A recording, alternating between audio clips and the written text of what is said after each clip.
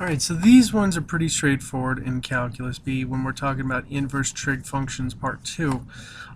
Just talking about the integrals of trig, and here's the basic setup right here. Well, technically these are actually the two basics that you really need to know, and then everything just kind of flows from that. Now, some people might go, oh, the integral of tangent might be the integral of sine divided by cosine, but it's not exactly that. You can't do that same trick when you're working with division and integrals and everything, okay? So here's the rules for just working with integrals of trig functions, okay? And especially some really cool ones right here, like for example, secant of x times tangent of x is just the integral of that is just secant of x plus c. So I mean, it's just some really cool stuff to just work with right here. Okay, now on this part, let me move it up a little bit. Okay, we just have the integrals of some really funky signs. But if you look at these look a lot like when we were working on the derivatives of inverse functions. So let's take a look at an example problem. Alright, now I do want to point out that in this problem, some people actually have the dx over here with the right multiplied by the 1. I like to keep my dx's over to the right. Okay, so when you see me rewrite it like this, I'm just rewriting it like that.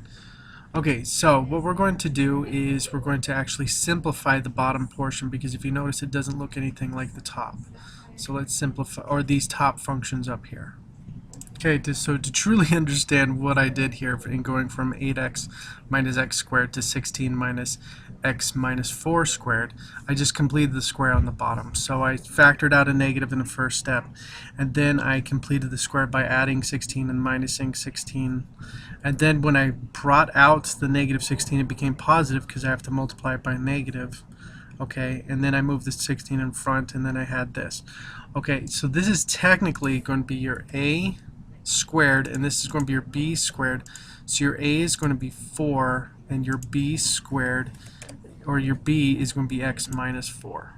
Okay, so when we simplify this and we actually find the integral of it, it should be arc sine of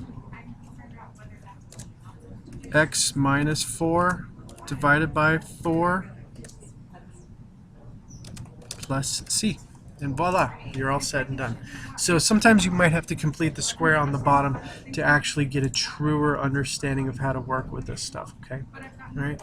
But, you know, once again, take your time with it, just work with it very carefully, and you should be able to get through this stuff pretty easily, okay? All right, that's it for working with inverse trig functions. I'll talk to you later. Bye.